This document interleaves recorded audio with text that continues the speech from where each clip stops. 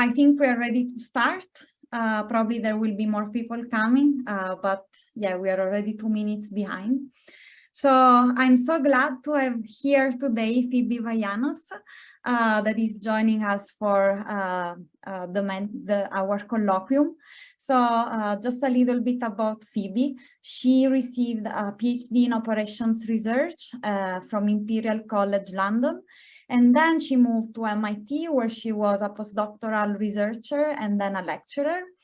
And after that, she joined University of Southern California as an assistant professor.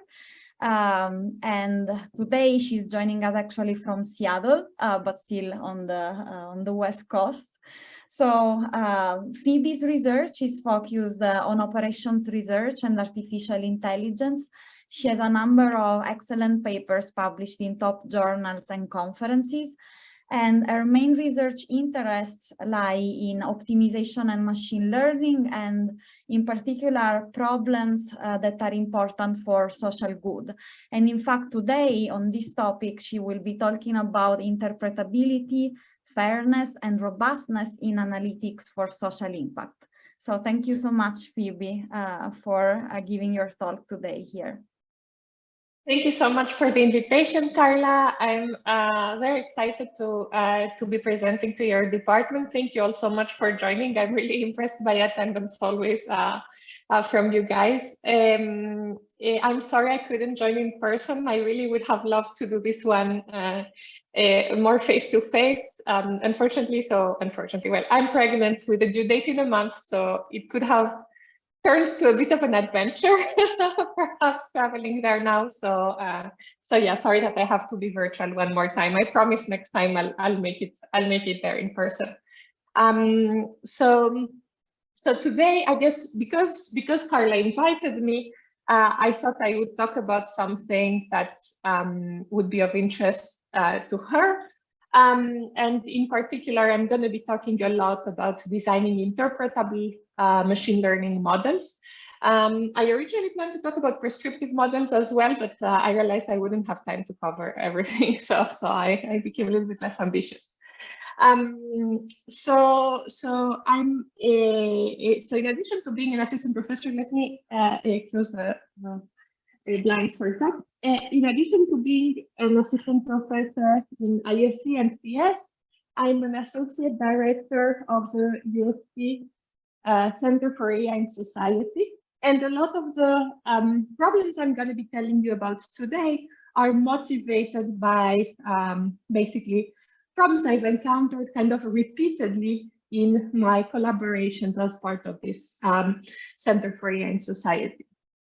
So what is CASE for short? It's an interdisciplinary research center between the schools of engineering and social work. And so what we do is we work with communities and policy makers and local organizations to help them address important societal problems. And oftentimes this requires working with social science researchers, thinking about issues around fairness and so on. And so you'll see that the permeating themes are going to be these issues of fairness, interpretability, and robustness. So concretely, what's going to motivate the problems I'm going to talk about today are, is broadly speaking, decision-making in high-stakes domains. So one place where we've encountered this kind of problem is in trying to predict who among those experiencing homelessness are the most vulnerable, so that we can prioritize them for very scarce housing resources. Another place where we've encountered it is in our collaboration with the LAC plus USC Medical Center in helping them prioritize patients for scarce COVID-19 treatments or resources. You've probably heard about machine learning and automated decision-making systems, broadly speaking, being used to assist with hiring decisions. So what's the permeating theme here is like, we're using historical data to learn models that are then deployed in the real world, and with potential to impact people's lives and livelihoods and so on. So as we do this, naturally, there is several desiderata that we'd like our models to satisfy. The first one, that could be the first one you thought of, perhaps, is fairness. For example, if I'm trying to identify who is the most vulnerable, to prioritize them for housing resources, I need to be thoughtful about fairness. Like, would it be okay to make different mistakes for Black individuals and for white individuals? How should we define fairness in that context? And so in general, depending on the domain, on the specific basic application that you're working on, there's different ways of defining fairness. And so you'd like models that are flexible to be able to incorporate such notions. The second desirable features we'd like our models to have are, we'd like them to be interpretable. This is actually something, I know here in the audience, there's many people working with stakeholders, and I imagine you have the same concern that, the models we learn need to be interpretable, otherwise they just won't trust them, right? It's not satisfactory to just provide an explanation for the model. It's really, they need to be able to see how the decisions are made, how the predictions are made, and to be able, to some extent, to relate to the way in which the model is making predictions.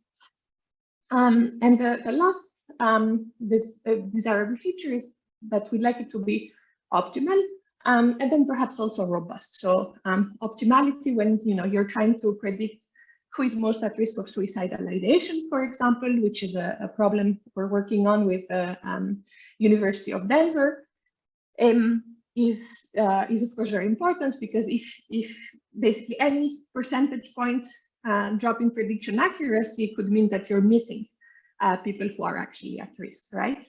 And in regards to robustness, so this relates now to the idea of deploying our models.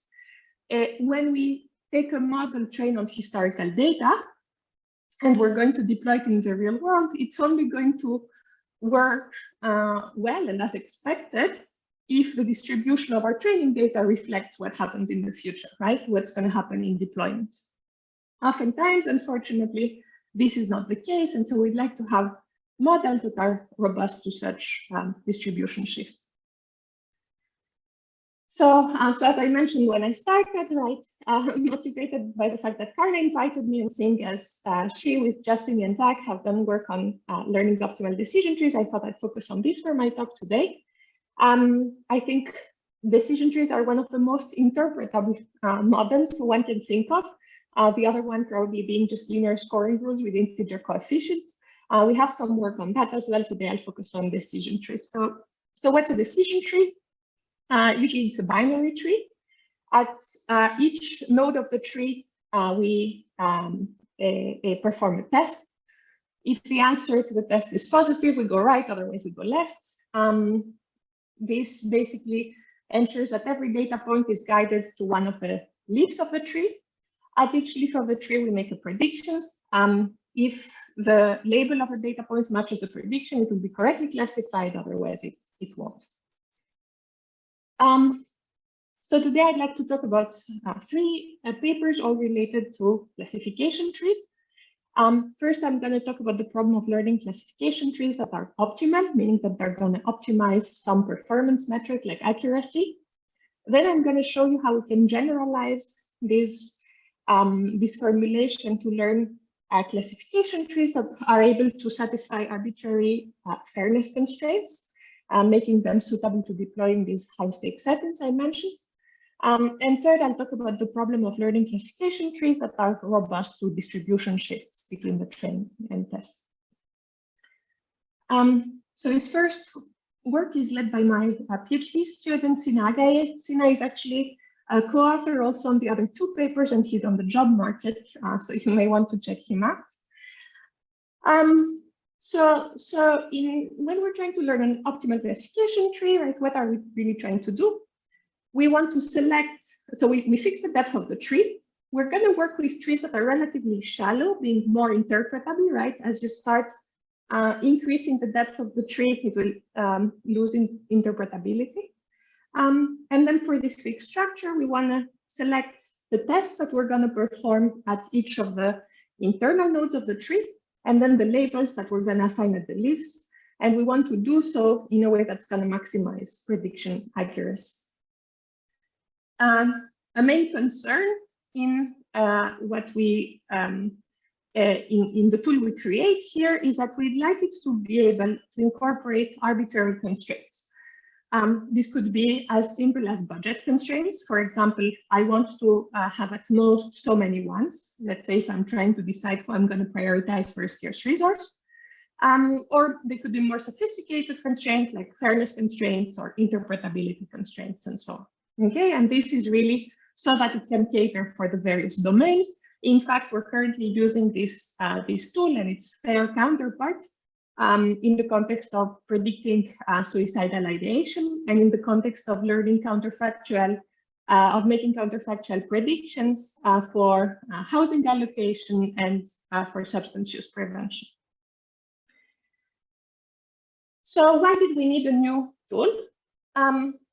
So many of you, if you've worked in machine learning, have probably heard of heuristic methods like CART or C45, which are actually really, really good. They can return solutions that are close to optimal within maybe 8 or 10%, really, really fast, like in a matter of seconds. At the very other end, there's mixed integer optimization-based approaches, which formulate the problem of learning a classification tree as an optimization problem, as an MIO. These approaches are in theory very powerful from a modeling standpoint. They can incorporate quite general constraints and penalties. The issue, though, is that in practice, because they rely on formulations that are somewhat weak, they need to be fed a warm start to be able to return solutions in reasonable time, which means that they're not really able to incorporate arbitrary constraints, right? So what we'd like to do here, and at the same time, right, even if you give them a lot of time, they return solutions that are often suboptimal if you don't feed a warm start. So what we'd like to do here is to try and bridge the gap between these two extremes, trying to have something that actually has the modeling power of MIO, being able to incorporate those constraints, and that at the same time is faster, such that we can have better optimality guarantees, miss fewer people that are at risk, which can be really important in those high-stakes settings. So the key idea of our approach relies on the following observation, that once we fix the branching decisions and the predictions in our tree, actually deciding whether a data point is correctly classified or not is somewhat easy, right? Basically, for whenever a data point enters a node, there's just one place where it can go. It can either go left or right if we're branching. Otherwise, if we make a prediction, we're just deciding, well, is it correctly classified at that node, right? And so based on this observation, our idea was to convert the tree to a graph, in particular by connecting the root node of our decision tree to a source node, and all the other nodes to a sink node, and directing all edges from top to bottom to indicate that data points can only flow from top to bottom. The idea then is to only let decision trees reach this source node if they are correctly classified. What does that mean? So let's say I'm making a prediction at this node, then really I don't care about the nodes 4 and 5. You can see my pointer, right? Yeah. Then we prune out really nodes 4 and 5, and we'll only allow data points that reach node 2 and that are correctly classified to reach the sink. So how do we do this in practice? So the key decisions of our MIO formulation are at each internal node, the yellow nodes here, we're going to choose a feature to branch on, or we're going to decide to make a prediction instead. If we make a prediction, it just means we stop early the branching. And at the terminal nodes, we're going to be predicting a class. So basically, those predictions are going to be useless in the event we decide to stop early. Okay. Based on these decisions now, for each data point, what's going to happen is we're going to have a different graph, really. Basically, we're going to have different capacities on the arcs on this graph. So let me show you, for example, what could happen for 2 data points. I won't go into the details of what feature values are and so on. So just try to understand the big picture here. In these 2 plots, which correspond to the arc capacities correspond to 2 different data points, anything that is in a dashed line is an arc with 0 capacity. Anything that is green is an arc with capacity 1. So basically, all arcs that are green are arcs that the data point could traverse. Okay. So for data point 1, for example, well, we know that if it arrives at node 1, it could go left. It cannot go right.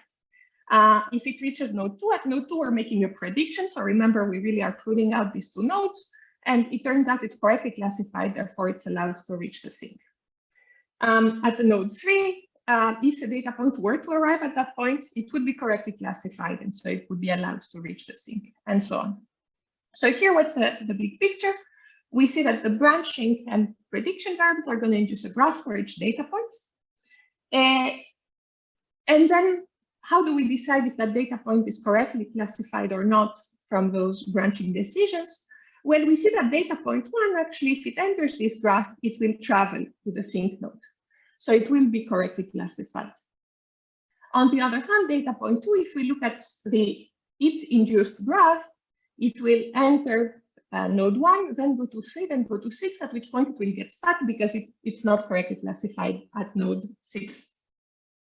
So therefore, basically deciding whether a data point is correctly classified or not, it can be checked by whether we can have a flow of 1 traverse the graph for that data point. So in data point 1, we can have a flow of 1 reach the sink. On the other hand, data point 2, we cannot. So data point 1 is correctly classified and data point 2 is not. So Phoebe, sorry, I have a clarification question. Yeah. So how do you decide the green arc? So the capacity is 1. So my guess is that you check if the rule is satisfied or not. Is that correct? Right, very good. So this is the green arcs are decided based on the input data. So for example, let's say at node 1, my test says is the feature 1 of the data points 0 or 1. And if it's 0, you go left. If it's 1, you go right. For any data point for which it's 1, it will go left. So remember, this is for a fixed choice of branching decisions, right? So for any data point, there's only one choice, depending on the value of the features for that data point. Did that answer your question, Carla? Yeah. Phoebe, I have one more question here, because so you're making predictions. It seems like at 2 and 3, and not just at the leaves, right? This is like kind of different from how CART works, for example. So like, what does it look like when you use something like this to actually like do classification, like in practice? Like, is every, because then it would suggest that somehow like the class you're assigning it to is like the same at 4 and 5, or is there like actually like a thread? Sorry, yeah, let me clarify. So all that matters is what you do at the upper nodes. So if at 2 I'm making a prediction, then the predictions at 4 and 5 are completely ignored. They could be anything. So this would result I just don't in use like them in my a tree of depth 1 as opposed to a tree of exactly. Depth 2. On this side, I would stop early. I would have a tree that just has like 2 branching nodes, and on this side, in principle, I could be branching everywhere. Gotcha. Okay. Yeah. Okay. Any more questions? Okay, so the predictions, the leaf nodes will only be used if I have not made a prediction at one of the ancestors. So now this brings me to my MIO formulation. I don't want to go through the details of this, but let me try and give you the big picture of what's going on here. So the main decisions are the branching decisions, my B's, and the prediction decisions, the W's. And then these flow variables for each data point that decide where each data point flows through its own graph. Okay.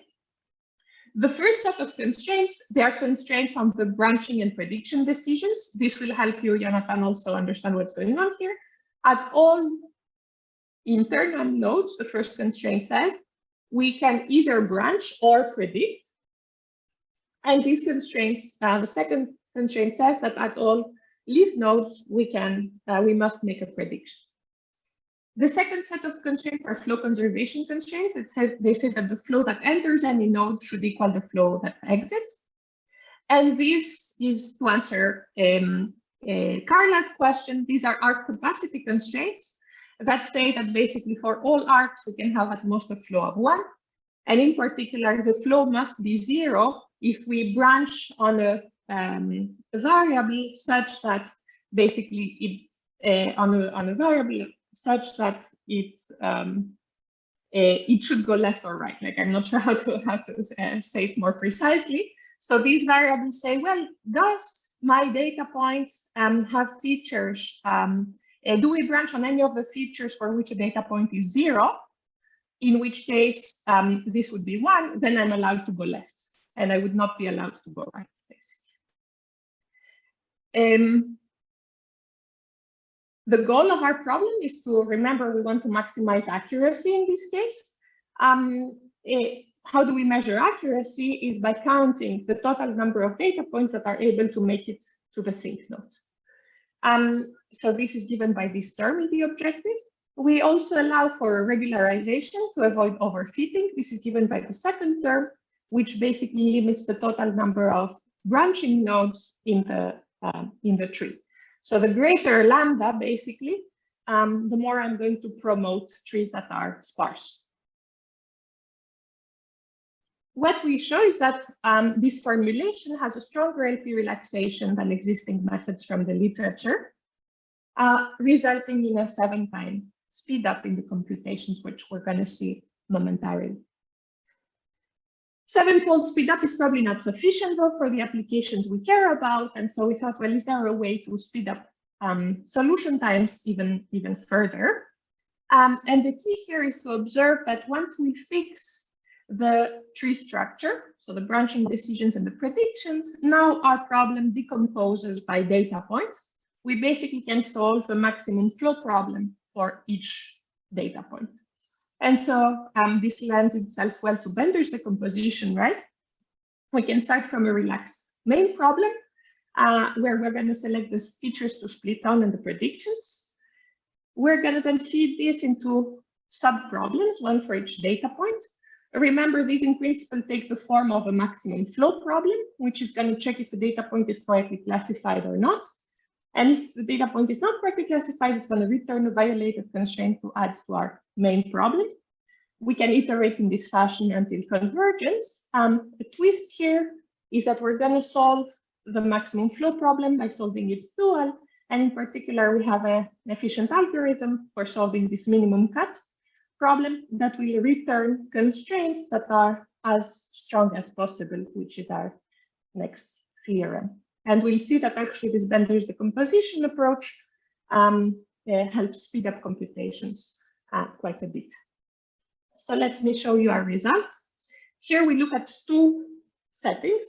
On the left, I'm looking at balanced trees. What this means is that I'm not regularizing, basically. So then we will have trees that are as deep as possible. And on the right, we're looking at imbalanced trees where we're regularizing and therefore promoting more shallow trees. On the left side, we are comparing to 2 other methods that are shown in red and purple. And in the right, there's only one other method that applied at the time, and still, I think, which is the red method. So what we see here, how to read this plot. On the left, we have the solver time. And then we're showing on the y-axis the number of instances that solved within that time. The time limit was 3,600 seconds. And on the right, we show the optimality gap at the time limit. In particular, we're showing on the y-axis the number of instances that had an optimality gap smaller than that number. So what you want to do in this graph is be as high as possible. That's the approaches that will dominate. What you see is that Bender's OCT in green and flow CT, the MIT formulation, dominate the existing methods quite a bit. In particular, we have a 31-fold speed up for the case of balanced trees and 70-fold speed up for the case of imbalanced trees. This, of course, is optimization performance. One could argue that in machine learning, we don't really care about optimization performance, and we care about what happens out of sample. What we see is that out of sample accuracy improves by 8% and 31% respectively. This is following cross-validation where we tune the lambda, okay? And we do that for all methods that we compared. Phoebe, what's the max depth on all the trees in the experiments, and how much data are we talking about for training? Yes, very good. So we looked at all the data sets from the UCI repository to which our approach applied. So we got to several thousands of data points with hundreds of features. Obviously, for those settings, we do not solve to optimality within the time limit, and we have a gap. Sorry, you had another question though. The max depth on the trees. Depth 4. Yeah, depth 4. Sorry, Phoebe, another clarification question. Yeah. I've not really understood the distinction between balanced and unbalanced, because you mentioned shallow. So can you repeat, or is it related to some parameter in the objective function? Right, exactly. So you remember that lambda, the regularization parameter, the higher lambda, the more I penalize cases where I'm branching. Mm-hmm. So if lambda is high, for example, let's say lambda is 1, which is the maximum value it can take, then I would basically want to just have trees that are just a no branching decision, basically. Mm-hmm. There's no branching. I just make the same prediction for everybody. Mm-hmm. So imbalanced trees would be ones where the lambda is positive. Mm-hmm. Balanced trees, I don't have a lambda. Lambda is 0. And so really all I care about is training accuracy. So as you can imagine, when lambda is 0, I risk more having overfitting because, whereas in the case of imbalanced trees, I'm in principle less optimal in sample, like I have less, I'm restricting somehow my feasible set more in some sense, where I'm penalizing cases where where I have many branching decisions. But then I can do better in the test sets because I'm cross-validating with lambda. So here I'm not showing cross-validation results. In the next slide, I'm showing what happens in the test set by tuning this lambda parameter. Does that make sense? Yes, thank you. So what's nice about our formulation is that actually, because it's based on MIO, it's quite flexible. We can replace, for example, the objective with the balanced accuracy or with the worst case accuracy. We can add a constraint on recall or on precision. Imbalanced data sets are actually quite common in the settings that motivate our work. For example, in the problem of identifying those who are at risk of suicidal ideation, we have very few kind of positive cases where people suffered from suicidal ideation. This is a good thing, but it makes it harder for an ML model, so it's important to be able to work with those settings. We can also have arbitrary interpretability constraints. For example, we can penalize the number of branching nodes or restrict it. We can restrict or penalize the number of features that we branch on, or the number of data points that we have in each leaf. And so this brings me to the second part of my talk, where we set out to see, well, can we actually also have fairness constraints in this framework? And there's like a myriad of fairness constraints that have been considered in the literature. Here I'm just listing a few of the most popular ones. You've likely heard of statistical parity and conditional statistical parity, which look at the proportions of ones and zeros, or you can look at things that relate to error rates, such as equalized odds or equal opportunity. So our formulation can be adapted to handle all those fairness constraints as follows. Basically, we need to change a little bit the graph that we construct. In particular, instead of having now a single sink where only the correctly classified data points are going to go. We're going to have one sink for each class. In the context of fairness, most metrics look at two labels, so two possible classes. So we have two sinks in reality, one for the positive class, one for the negative class. And then the data point is going to reach, for example, sink T1 if we predict level 1 for that data point, and sink 2 if we predict level 0. Why is it important? Because it enables us to track not only the data points that are correctly classified, but also those that are incorrectly classified, which is useful in order to be able to compute those metrics.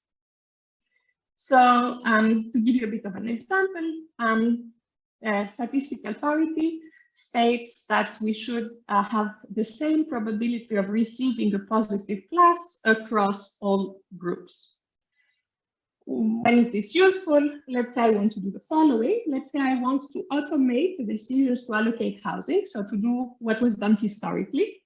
But then I want to make these decisions more fairly and giving people equal chances of getting a housing resource independently of their race. Then we could impose statistical parity. We can model such constraints in our framework simply by counting how many data points of each of the protected groups make it to the sink where we predict a positive class, and defining by the number of data points in that class. I don't want to go through the details of this formulation here. What is notable, what is important to note is just that these constraints, they are constraints on the flow variables in the problem, and they can be linearized, right? They say that we want these two numbers to be close to one another. This parameter delta is just an input that's like our fairness bound. So we want the two probabilities for the one class P, the one protected group P and the other protected group P prime to be close to one another. The smaller delta, the closer they're going to be to one another, the more constrained my problem, the larger delta, the more I say I'm okay to sacrifice fairness, and then like the greater the accuracy we're going to allow in our model. In the interest of time, I will skip the second example on equal opportunity and show you some numerical results. So what we did here is we took 3 data sets from the fair machine learning literature. They're probably the most popular data sets, namely Compass, Adult, and German. Actually, in our paper, we have more data sets as well. So here I'm just showing 3. These data sets vary in size quite a bit, from 1,000 data points to 45,000 data points. The protected feature changes in each case. It could be race, gender, or age. I'm happy to talk more about these applications if you're interested in. Let me just show you the results. So the first thing we did is there is a method in the literature called this discrimination-aware decision trees, which is a heuristic, which basically adapts the CART algorithm to be able to have statistical parity constraints. It does not apply to other fairness bounds, so we're just comparing here what happens in terms of statistical parity. On these graphs, the x-axis is discrimination, so the difference between the two groups. On the y-axis is accuracy. In particular, the top set of graphs shows in sample what happens, and the bottom out of sample. The field line is our approach, fair of CP, and the dashed line is this other approach, DADT. Each dot on the graph corresponds to a different input of this parameter delta that controls how fair we want to be. And so I'm changing basically what is called here this SP bound, statistical parity, like fairness bound, the corresponding delta. What we see is, first of all, that our approach for any given level of discrimination has higher accuracy, both in and out of sample, hence the benefit of like optimizing. Again, this is very important in these high-stakes settings. What we also see is that our approach allows you to tune more granularly the trade-off between fairness and accuracy, right? There's far more points to choose from on these curves. Some stats. Well, we improve out-of-sample accuracy by 2.3 percentage points on average, and we have higher out-of-sample accuracy in 88.9% of experiments.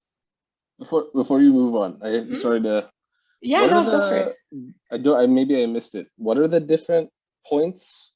How do you get the different points? Yeah, each point is a different value for this statistical parity bound, which is at the delta that controls the trade-off between fairness and accuracy.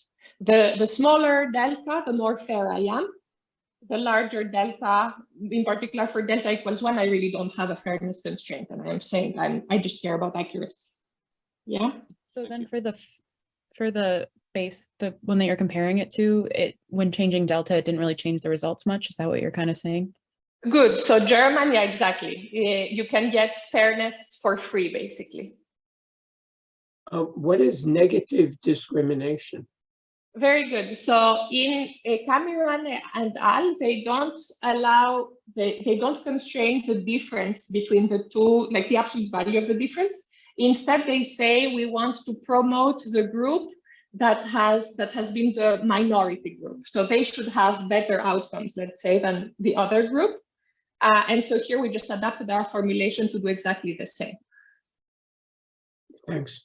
So negative discrimination would be that you promote the minority group more.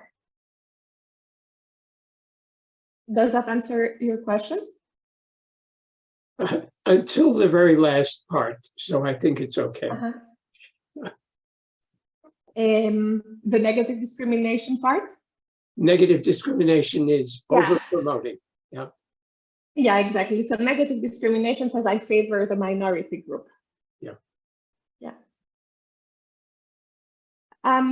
So now we can also look at what happens for these other fairness metrics,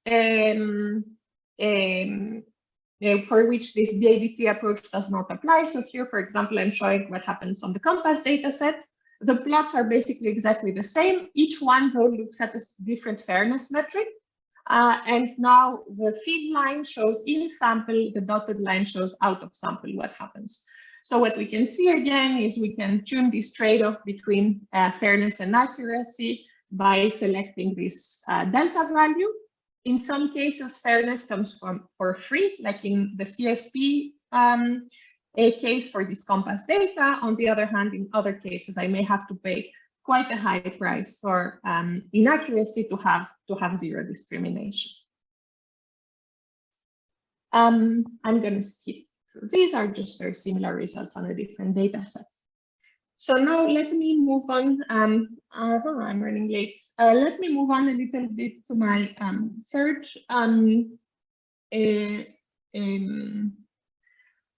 paper, which is going to talk about distribution shifts.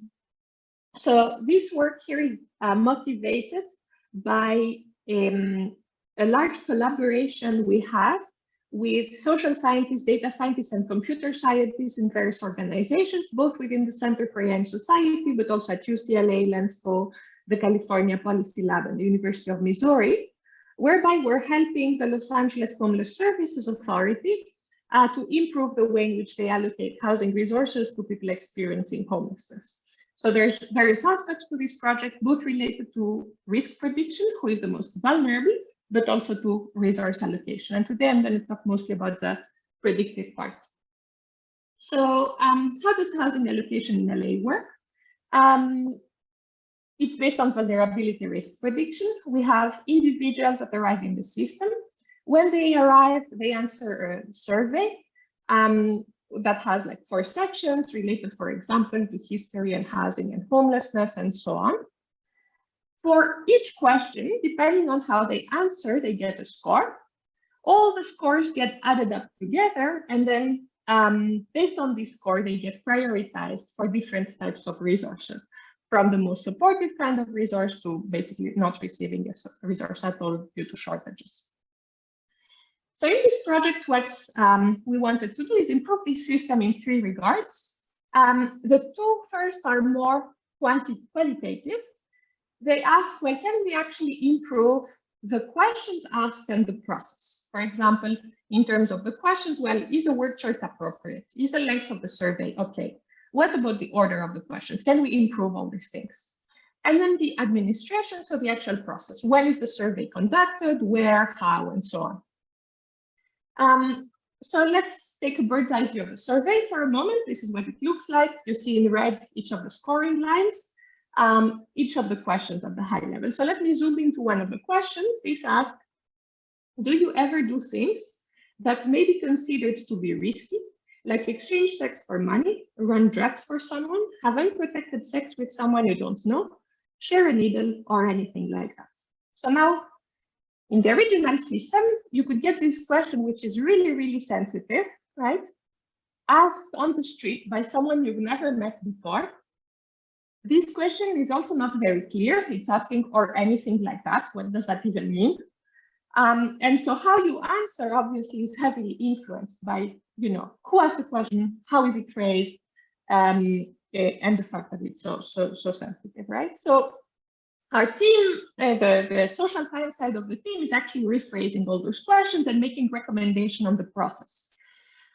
What is the impact for us? Well, the impact for us is that it's going to change the data collection mechanism, right? If someone answered the question in one way before, you could ask the same survey afterwards, and that person could ask very differently. For example, because they're more comfortable sharing their personal experiences and what truly happened to them. So we expect this shift to happen. And what are we doing on our end? Well, our question was, well, can we actually improve the prediction of who is the most vulnerable? Well, obviously, if I train a system based on historical data to be like the best possible to identifying the most vulnerable, but then the distribution of the data changes, well, I'm not going to do a very good job anymore, right?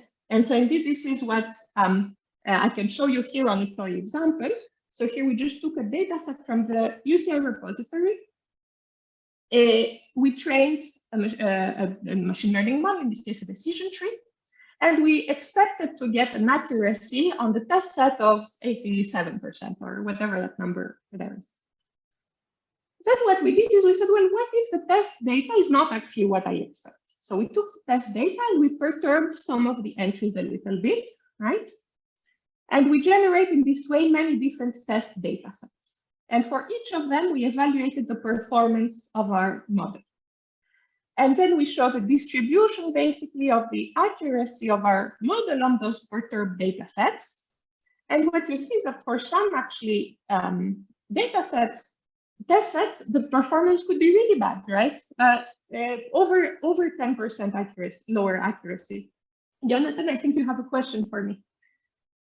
I might, because it also, I mean, coming from kind of like medical stuff, depending on the data quality, sometimes 75% accuracy is kind of the best you can hope for, right? Depending on what the other sort of RFC measures are. But yeah, very good. So what I'm also wondering, maybe when you say perturbation, how much is the variance you're inserting? Are we perturbing the labels? Are we perturbing the test data? Right, this maybe a little bit more detail would help there as well. Yeah, definitely. So here we perturb the covariates based on this problem that, well, what is perturbed is really how the people are going to answer the questions. The label in my example would be whether that person had a good outcome or not. This is something I can observe. So that's not affected. We can also discuss why this problem may not be so interesting, but that's a different question. So here we're perturbing the covariates. And how do we perturb them? We actually considered different ways of perturbing. The idea is to flip some of the labels. Here, all the data is categorical or discrete. So we flip or shift some of the values with predefined probabilities. The probabilities were within 10%. Your first comment about 75% can be fantastic. I completely agree with you. Here I'm just showing what can happen. So what could happen in your setting is, I thought I would have an accuracy of 65%, but then it becomes 45%. Well, that's not good. So how can we design a model that's going to perform as we expected, basically, and the best possible under those perturbations is the question. So what we propose to do, oh la la, yeah, I'm running out of time. 1047. So let me just give you the big picture here. I'm gonna go here. So what we propose to do is to learn a tree that's going to have the highest number of correctly classified data points in the worst case. So we take a robust optimization perspective, and in particular for this worst case, what we do is we build the uncertainty set of the perturbations in a way that it's gonna have perturbations in it that are likely. So we're gonna say, oh, if I know the probability that any label, any covariate shifts, I can find the maximum likelihood perturbation and then build a set around it that will incorporate all perturbations that are likely. And I can control how far from the most likely perturbations I want to be.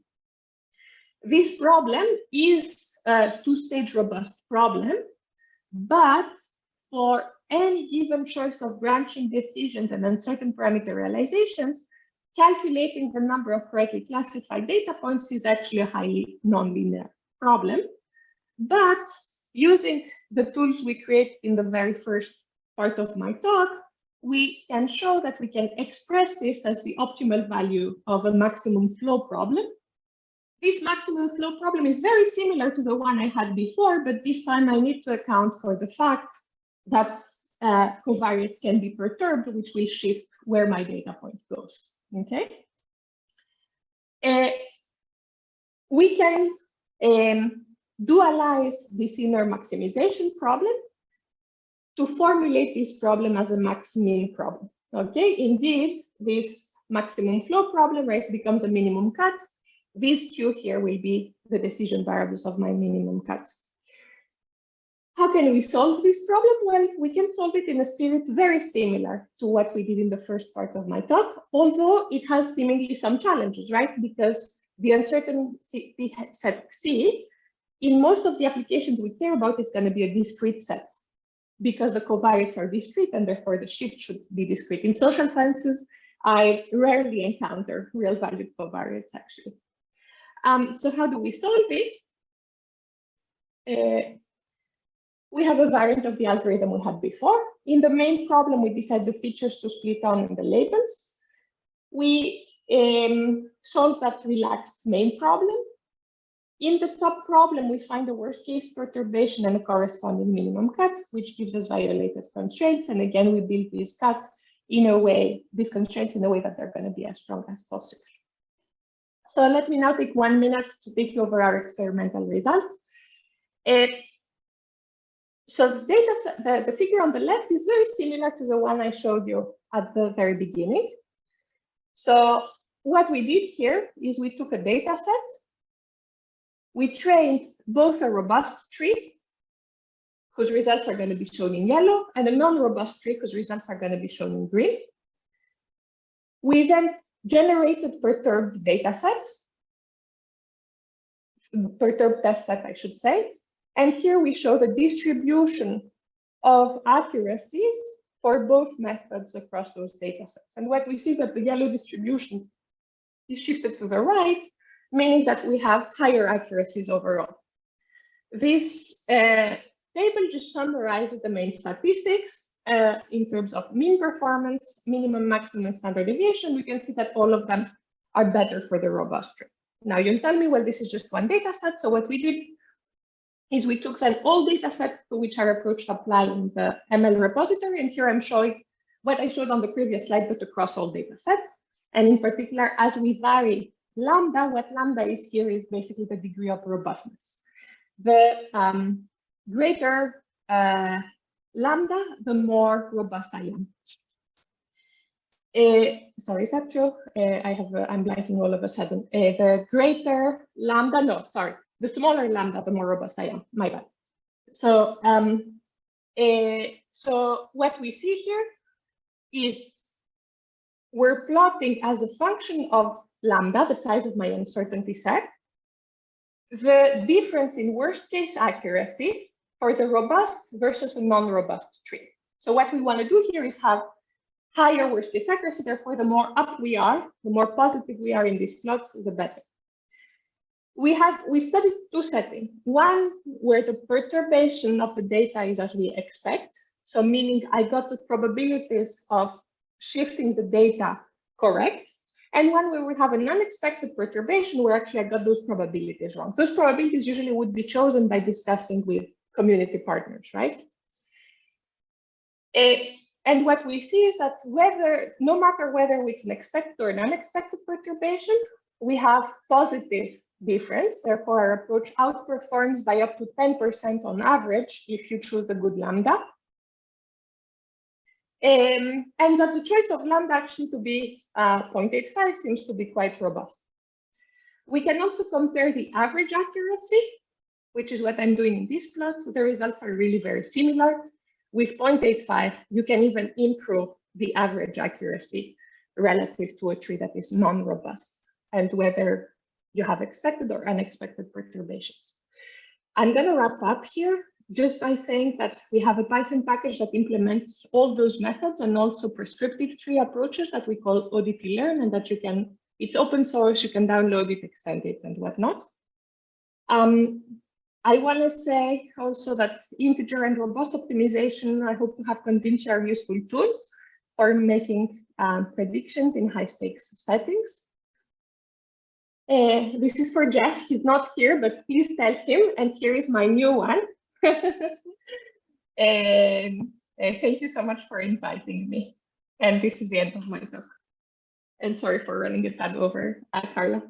That's fine, Phoebe. Thank you so much for your talk. It was great. So let's see if there are more questions from the audience. If you have questions, you can unmute yourself, or if you prefer, you can type the question in the chat.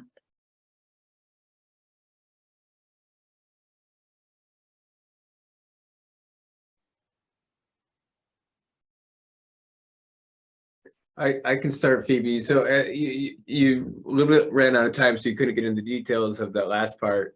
But you said one of the challenges is that the potentially exponentially growing number of different perturbations, and you have this method that goes back and forth. But within that method, how do you handle that challenge specifically?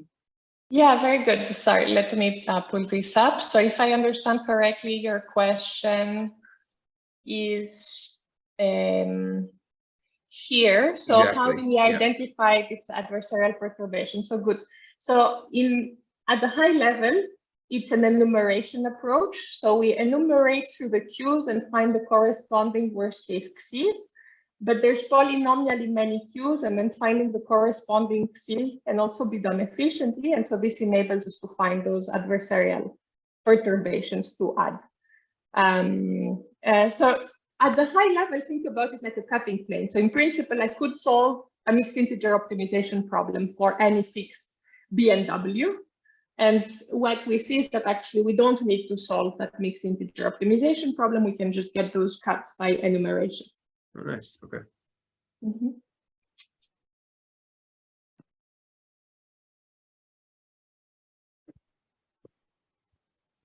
Any more questions? I'm sorry, I went a little bit fast over this third part.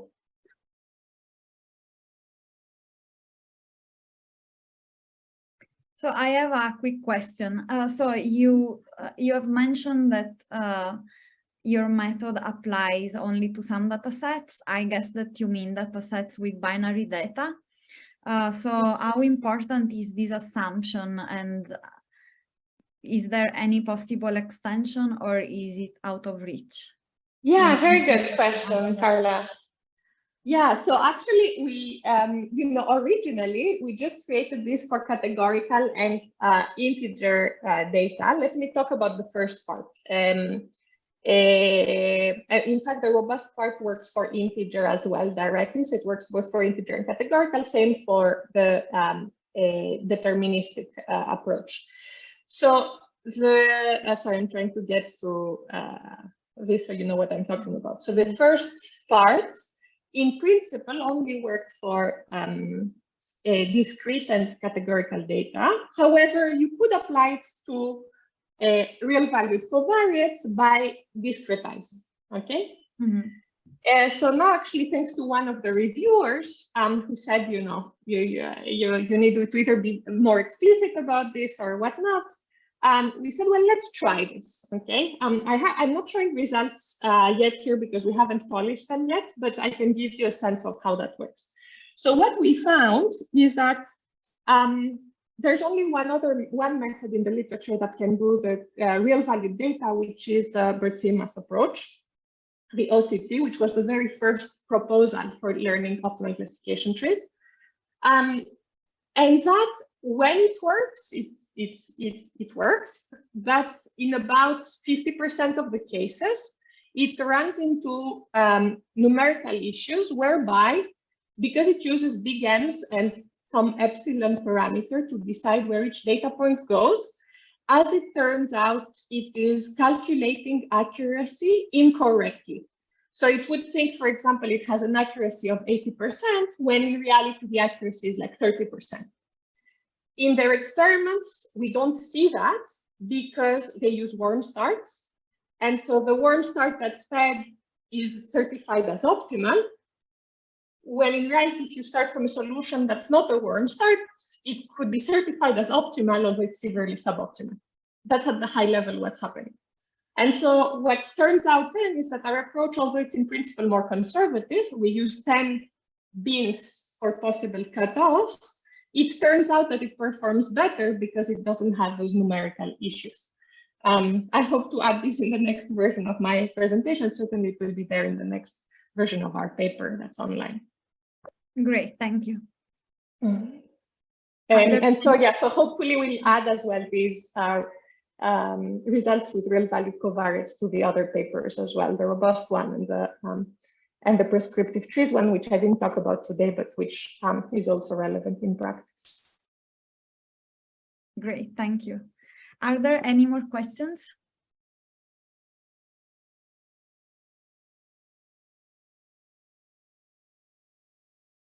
And yes, I see people are asking about the package. Yes, ODTlearn. Yeah. Somebody has answered that question in the chat. Perfect. Yeah. And we'll have a detailed user guide up very soon for that as well. So we already have a bit of a draft, but it will get better in the next couple of weeks, I expect, as we get the paper ready for submission. Yeah. All right. Yeah. Okay. Yeah. Great. So, there is a question by Monica. You mentioned that anyone who is considered minority is prioritized. Is that self-reported?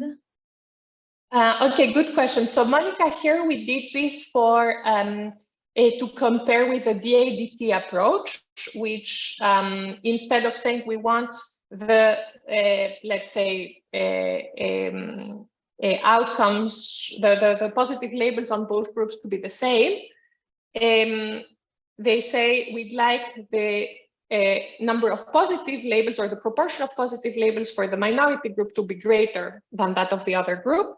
The way in which we define minority here is in exactly the same way that they did in that paper, in the DADT paper.